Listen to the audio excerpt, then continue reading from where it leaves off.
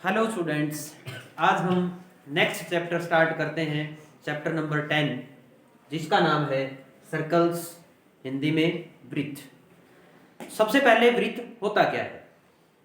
हमने 9th class में और 9th से पहले भी पढ़ चुके हैं। वृत्त का इंट्रोडक्शन तो 6th क्लास से स्टार्ट हो गया था। 5th क्लास में भी वृत्त का थोड़ा बहुत बताया जाता है कि वृत्ताकार शेप्स क्या होती हैं।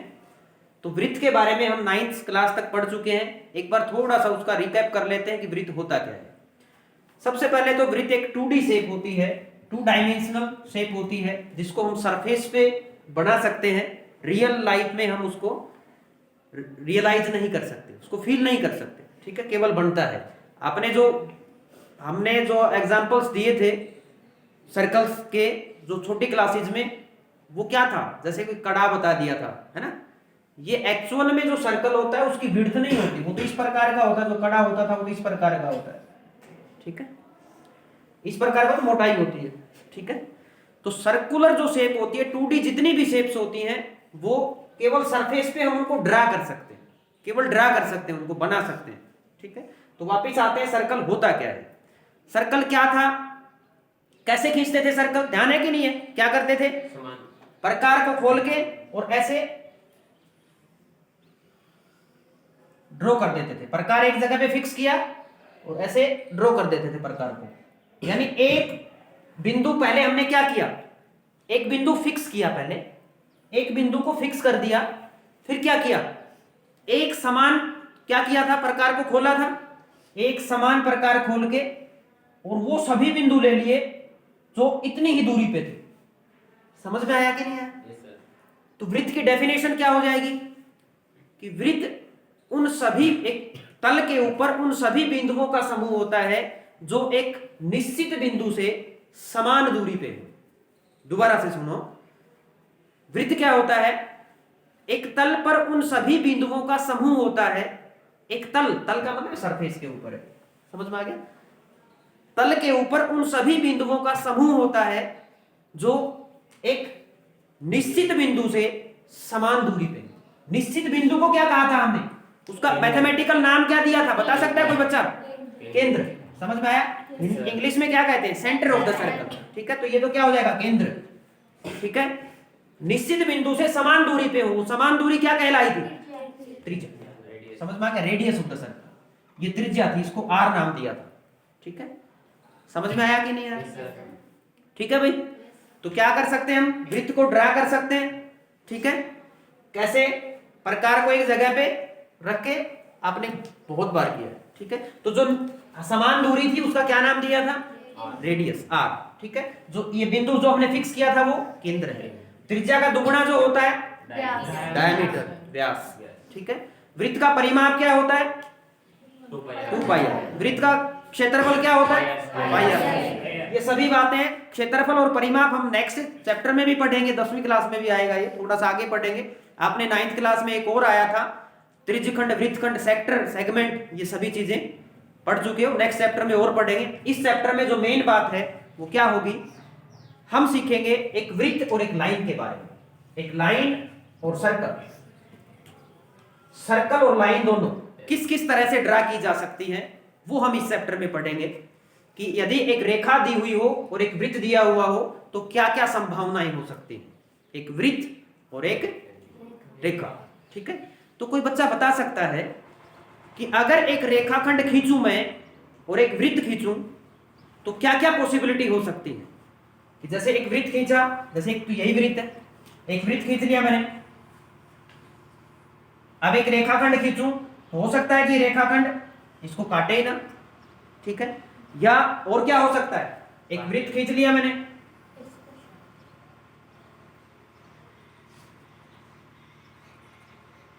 ठीक है, हो सकता है इसको काटे, ठीक है, बीचों बीच काट दे। और कोई, केवल एक बिंदु पे काट के चली जाए वो।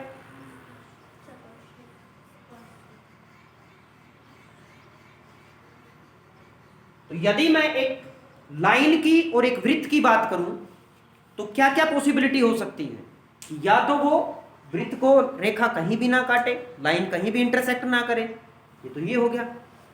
या उसके बीचों बीच काट के चली जाए, यानी दो बिंदुओं पे काट के चली जाए रेखा, या एक ही बिंदु पे काटे। इसके अलावा कोई केस हो सकता है क्या? इसके अलावा कोई केस हो सकता है किसी बच्चे के दिमाग में? इसके अलावा कोई नहीं हो सकता। या तो कोई रेखा है, जब हम ड्रा करेंगे सर्कल पे, या तो उसको दो बिंदुओं पे काटेगी, या एक ही बिंदु पे काटेगी, या एक भी बिंदु पे नहीं काटेगी। अगर एक भी बिंदु पे नहीं काटेगी तो अप्रतिच्छेदी रेखाएं कहलाएंगी, इंग्लिश में नॉन इंटरसेक्टिंग लाइंस कहलाएंगी। ठीक है। अगर दो बिंदुओं पे रेखा काट के निकले तो हिंदी में छेदक रेखा कहते हैं, इंग्लिश में सीकेंट बोलते हैं। ठीक है, इंग्लिश में सीकेंट बोलेंगे, हिंदी में छेदक रेखा कहेंगे जब दो बिंदुओं पे काटे तो। और अगर एक ही बिंदु पे स्पर्श करती है, एक ही बिंदु पे काटती, इसका मतलब स्पर्श करके चली गई वो, तो इसको क्या बोलेंगे? स्पर्श रेखा। तो फिर हम इसको स्पर्श रेखा कहेंगे, स्पर्श रेखा। यही हमारा नया पॉइंट है, स्पर्श रेखा के बारे में ही पढ़ेंगे इस चैप्टर में। ठीक है, तो एक बिंदु पे काटे तो क्या कहलाएगी? स्पर्श रेखा। ठीक है, इंग्लिश में बोलते हैं इसको टेंजेंट। क्या बोलते हैं? टेंजेंट। इंग्लिश में टेंजेंट, हिंदी में स्पर्श रेखा। तो स्पर्श रेखा क्या होती है? वह रेखा जो वृत्त को केवल एक बिंदु पे काटे, या एक बिंदु पे प्रतिच्छेद करे, या एक बिंदु पे स्पर्श करे। समझ में आ गया? एक ही बिंदु पे काटे वो स्पर्श रेखा टेंजेंट कहलाएगी। यहां तक समझ में आ गया? अब आप ये बताओ, एक वृत्त के ऊपर एक बिंदु पे कितनी स्पर्श रेखाएं खींची जा सकती है? ध्यान से सुनो। एक वृत्त ले लिया मैंने, जैसे यही वृत्त ले लिया, इस वृत्त का मैंने वृत्त भी फिक्स कर दिया, ये वृत्त है, और इसका कोई बिंदु भी फिक्स कर दिया, ये बिंदु है। इस बिंदु से कितनी स्पर्श रेखाएं खींच सकते हैं हम? अनेक। अनेक कैसे? एक तो मैंने ये खींच दी, एक तो मैंने ये खींच दी, इसके अलावा बताओ कौन खींचेगा? कैसे खींच दूं? इस बिंदु पे कैसे खींचूं? यूं कैसे खींचेगी? यूं तो इसको काट के चली जाएगी। और बताओ, ये तो क्या होगी? अब छेदक रेखा होगी। बताओ,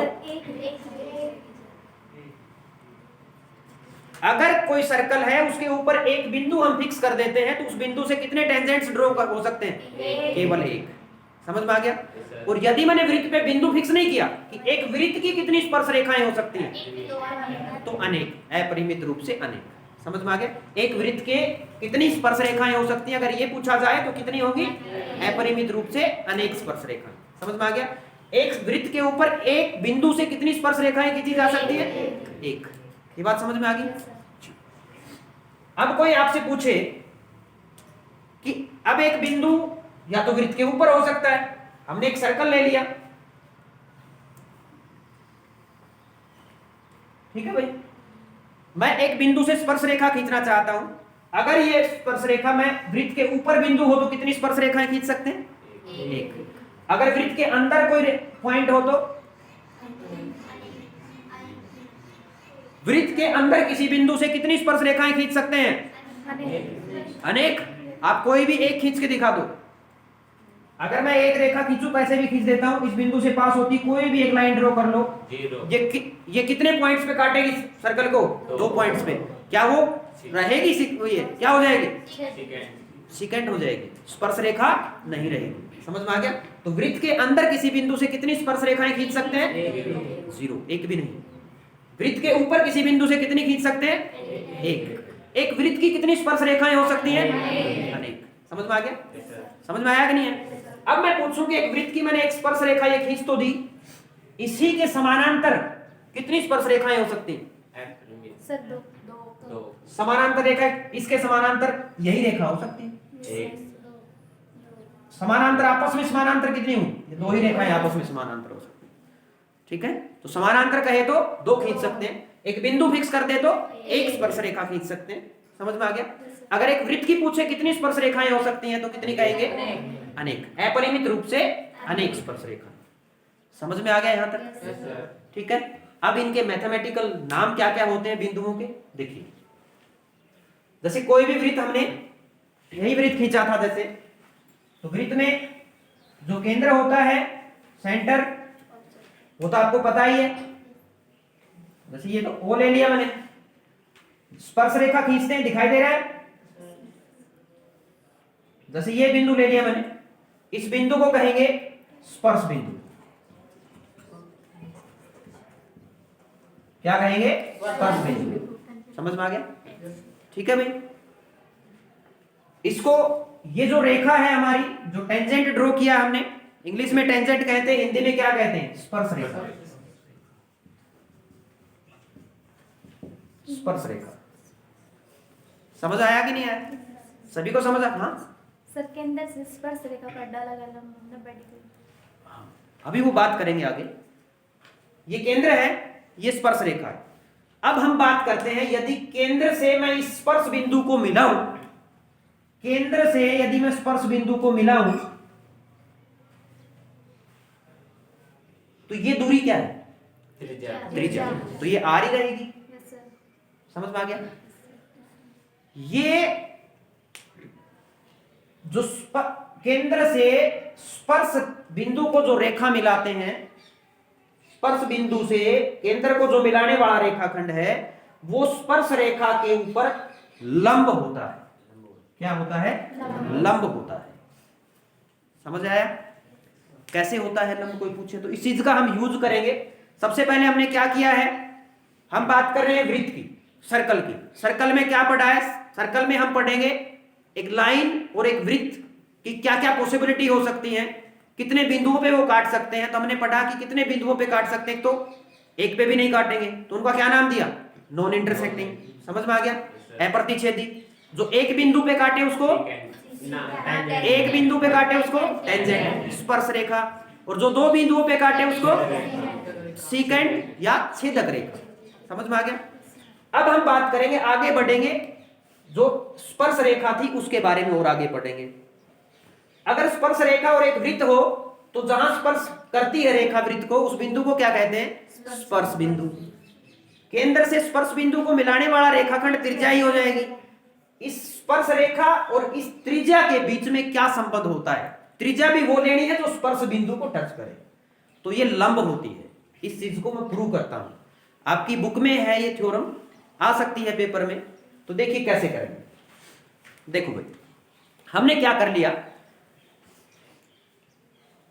इस चीज में एक कंसेप्ट का यूज करेंगे, हम इसको प्रूव करेंगे। उसमें कोई बच्चा बता सकता है कि जब हम दो जगहों के बीच में दूरी ज्ञात करते हैं तो कौन सी दूरी लेते हैं?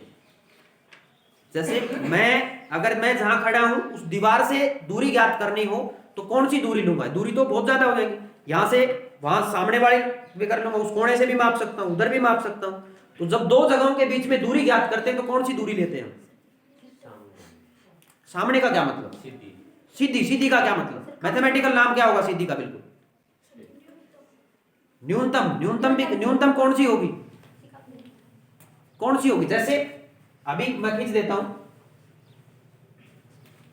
जैसे ये बिंदु ले लिया मैंने, ठीक है, ये रेखा ले ली मैंने। अब मैं ये दूरी भी ले सकता हूं, ये भी ले सकता हूं। इस बिंदु से इस रेखा की दूरी जब लेऊंगा तो कौन सी दूरी लूंगा? यही ना? क्या है ये इसके ऊपर? लंब। तो हम जब दूरी की बात करते हैं तो लंबवत दूरी लेंगे, और लंबवत दूरी हमेशा क्या होती है? सबसे न्यूनतम, सबसे छोटी होती है, आगे तो बढ़ती जाएगी। समझ में आ गया? तो मुझे ये देखना है कि ये इसके ऊपर लंब है। तो लंब कब प्रूव हो जाएगा? यदि मैं प्रूव कर दूं कि ये न्यूनतम दूरी है, तो इसका मतलब ये लंब हो जाएगा। ठीक है भाई? तो देखो, न्यूनतम प्रूव करता हूं। मैंने ये बिंदु का नाम दे दिया P। अब इसके अलावा कोई और बिंदु लेते हैं, कोई और दूसरा बिंदु लेते हैं। जैसे P के अलावा यहां कोई बिंदु ले लिया, यहां ले लिया, यहां ले लिया, यहां ले लिया, इनको मिला लो भाई।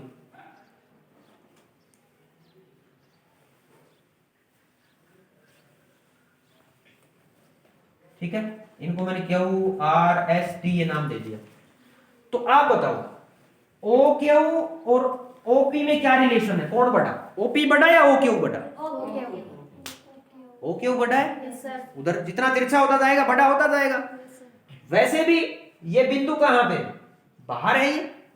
ये बिंदु कहां पे? ये तो था वृत्त के ऊपर, ये तो वृत्त के ऊपर था, तो त्रिज्या होगी।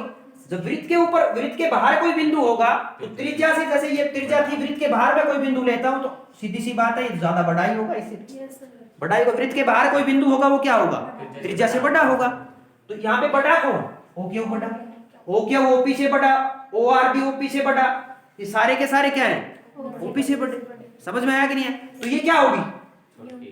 ये दूरी न्यूनतम दूरी होगी। समझ में आ गया? और न्यूनतम दूरी है तो अभी हमने पढ़ा था न्यूनतम दूरी कौन सी दूरी होती है? लंबवत। ठीक है, तो ये क्या हो जाएगा? त्रिज्या और स्पर्श रेखा के बीच में कोण कितने का बनेगा? 90 का बनेगा। समझ में आ गया? ध्यान रहेगा सभी को? एक्सरसाइज करें अब। देखिए फर्स्ट एक्सरसाइज देखिए, आप सभी कर सकते हो, देखते हैं कितने बच्चे बता सकते हैं। पहली एक्सरसाइज देखिए, फर्स्ट क्वेश्चन है एक्सरसाइज 10.1 का। एक्सरसाइज कर रहे हैं अब हम एक्सरसाइज 10.1। फर्स्ट क्वेश्चन है, एक वृत्त की कितनी स्पर्श रेखाएं हो सकती हैं? कितने बच्चे बता सकते हैं? शाबाश, सभी को पता है? बोलो कितनी? अपरिमित रूप से अनेक। ठीक है, अनेक स्पर्श रेखाएं खींच सकते हैं। अगर ये पूछता कि एक बिंदु से, वृत्त के ऊपर एक बिंदु से कितनी स्पर्श रेखाएं खींच सकते हैं? ठीक है, अलग अलग कोड में अलग अलग क्वेश्चन आ सकता है। ये भी पूछा जा सकता है, वृत्त के ऊपर कोई बिंदु हो तो एक स्पर्श रेखा, वृत्त के अंदर हो तो जीरो। और इसी तरह से अगर वृत्त के बाहर कोई स्पर्श रेखा हो, ना वृत्त के बाहर कोई बिंदु हो तो दो स्पर्श रेखाएं खींच सकते हैं हम। वृत्त के बाहर कोई बिंदु हो, दो स्पर्श रेखाएं, ये अगली एक्सरसाइज में आएगा, नेक्स्ट एक्सरसाइज में पढ़ेंगे। वृत्त के बाहर कोई बिंदु हो तो दो स्पर्श रेखा, वृत्त के ऊपर हो तो एक, बाहर हो तो दो, अंदर हो तो एक बिंदु। वृत्त की कुल कितनी हो सकती है? समझ में आ गया? अब नेक्स्ट क्वेश्चन करते हैं, सेकंड क्वेश्चन। रिक्त स्थानों की पूर्ति कीजिए।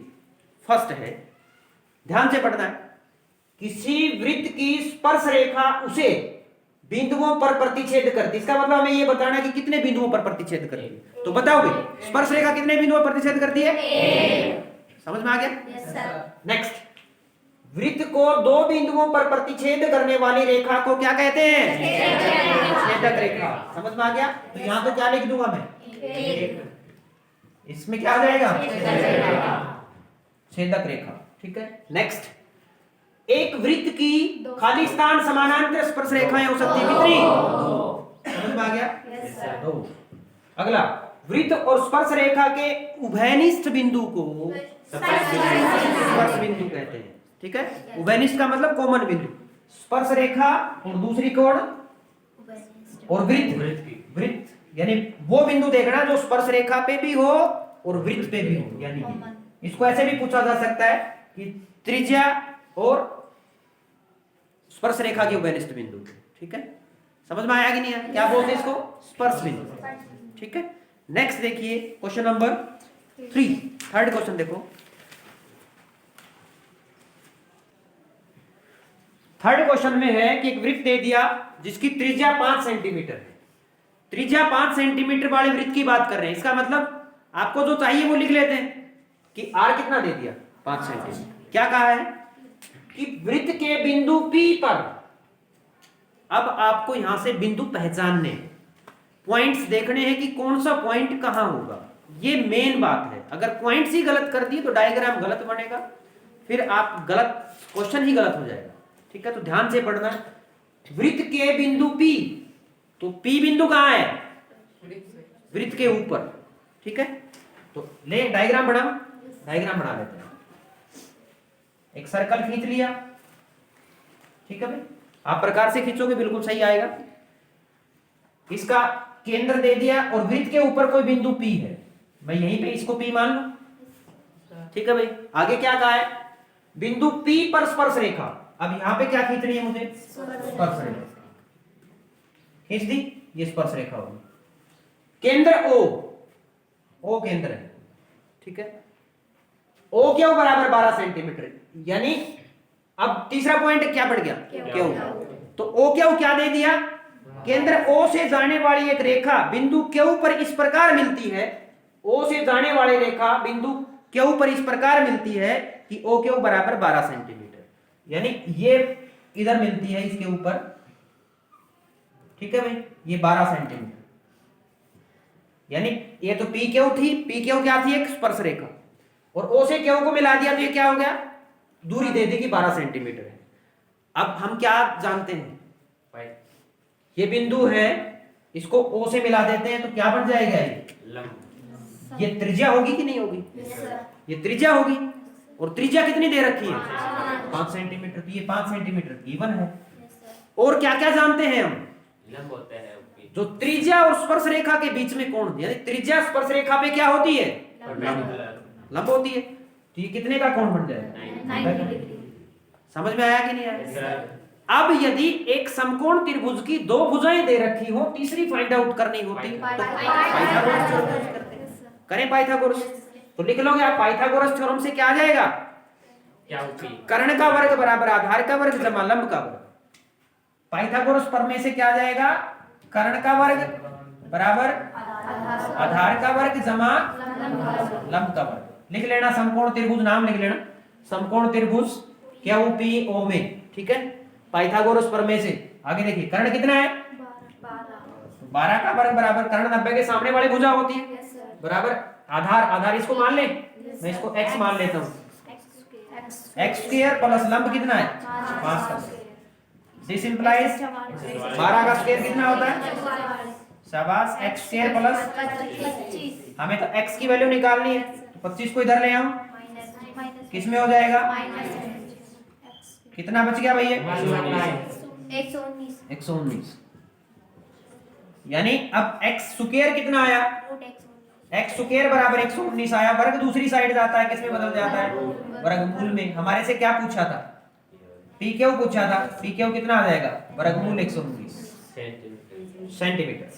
इसकी यूनिट साथ लगा दें। समझ आया कि नहीं आया? सभी को समझ में आ गया? ये आपका था थर्ड क्वेश्चन। अब देखिए क्वेश्चन नंबर 4, चौथा सवाल। फोर्थ क्वेश्चन में है कि एक वृत्त खींचिए और दो एक दी गई रेखा के समानांतर ऐसी रेखाएं खींचिए कि उनमें से एक स्पर्श रेखा हो और दूसरी छेदक रेखा हो। क्या कहा है इसने? इसने कहा है कि एक वृत्त खींचना है। एक वृत्त खींचे,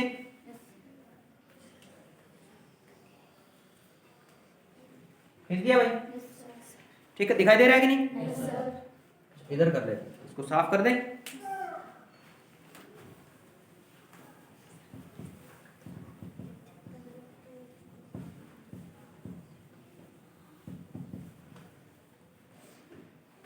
क्या कहा है? एक वृत्त दिया हुआ है,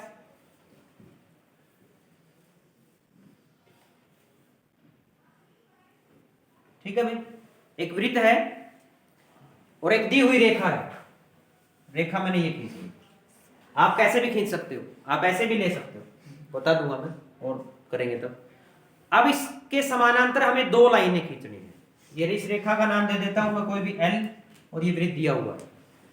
पहले आपको वैसे ही वृत्त खींचना है प्रकार से, एक नीचे रेखा खींच लेनी है, कोई भी किसी भी तरह से खींच सकते हो, ठीक है। आपको अब दो रेखाएं खींचनी है। एक तो ऐसी रेखा खींचनी है जो स्पर्श रेखा हो और इसके समानांतर भी हो, और एक ऐसी रेखा खींचनी है जो इसके समानांतर भी हो और छेदक रेखा हो। कितने बच्चे खींच सकते हैं? पहले स्पर्श रेखा खींचता हूं, इसके समानांतर ऐसी रेखा जो स्पर्श रेखा, जैसे मैंने बहुत सारे लाइनें खींची, ये स्पर्श रेखा बनी नहीं, इसके समानांतर और खींचते जाएंगे, स्पर्श रेखा बनी नहीं बनी। कौन सी रेखा स्पर्श रेखा बनेगी? जो वृत्त को एक बिंदु पे टच करेगी, ठीक है भाई। तो ये होगी इसका स्पर्श रेखा, और सेकंड क्या हो जाएगी? छेदक रेखा क्या होगी?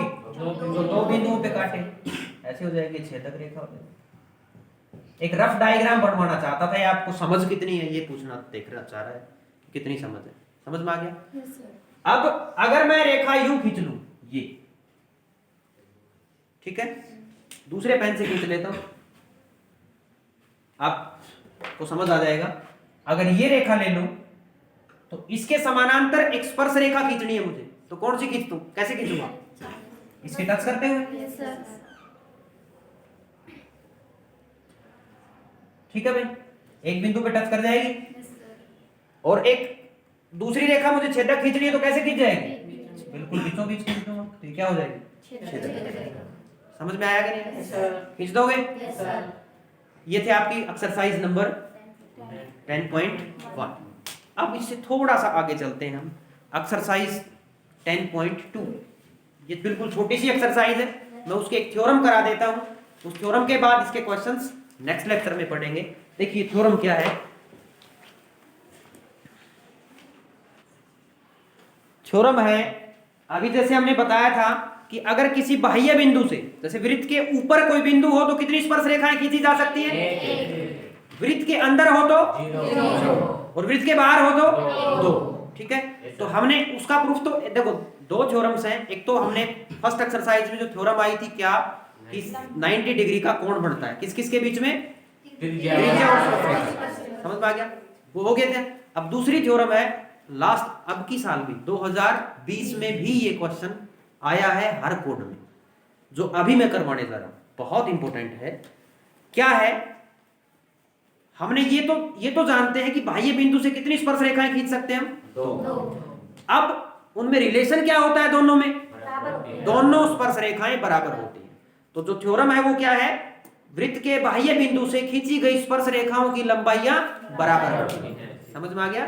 Tangents drawn from a point outside the circle, the length of the tangents drawn outside the circle are same, ठीक है, दोनों की लेंथ क्या होती है, सेम होती है, ठीक है। तो देखिए एक वृत्त ले लेते हैं, वृत्त के बाह्य बिंदु से कोई स्पर्श रेखाएं खींचनी है तो बाह्य बिंदु में क्या ले लेता हूं, P ले लेता हूं, ठीक है। और इसका सर्कल क्या ले लिया, इसका केंद्र क्या ले लिया मैंने, O ले लिया, ठीक है। कितनी स्पर्श रेखाएं खींच सकते हैं हम, दो स्पर्श रेखाएं खींच सकते हैं। दो स्पर्श रेखाओं का मैं नाम दे देता हूं, स्पर्श बिंदु एक का A नाम दे देता हूं, एक का नाम दे देता हूं B, ठीक है।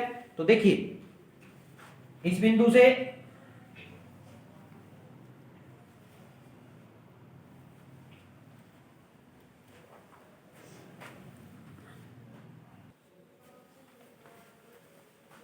इनसे इसको मिला लो, क्या रिलेशन होता है, ये लंब होती है एक दूसरे पे, ठीक है। बाह्य बिंदु से खींची गई स्पर्श रेखाओं की लंबाइयां बराबर होती हैं, ये कर रहे हैं हम। तो हमें क्या सिद्ध करना है कि AP बराबर BP सिद्ध करना है। तो इसको हम यूज करेंगे, इसको प्रूव करने के लिए यूज करेंगे हम congruency of triangles, congruent triangles का यूज करेंगे, सर्वांगसम त्रिभुजों की जो प्रॉपर्टी होती है उनका यूज करेंगे। तो सबसे पहले तो हम त्रिभुज बनाना चाहते हैं, इसकी तो चतुर्भुज है, तो मैं मिला लेता हूं P और O को, सीधी मिला लेता हूं ऐसे ही बिना डॉटेड, ठीक है भाई। तो अब देखिए इसका प्रूफ करेंगे हम, त्रिभुज POB तथा त्रिभुज POA में, ठीक है भाई। देखो सर्वांग समता के लिए कितने नियम होते हैं, तीन तो समरूपता के लिए होते हैं, सर्वांग समता के लिए 5 नियम होते हैं। कौन कौन से, S S S S A S A S A A A S R S S, कितने हो गए, 5। ये सर्वांग समता के लिए।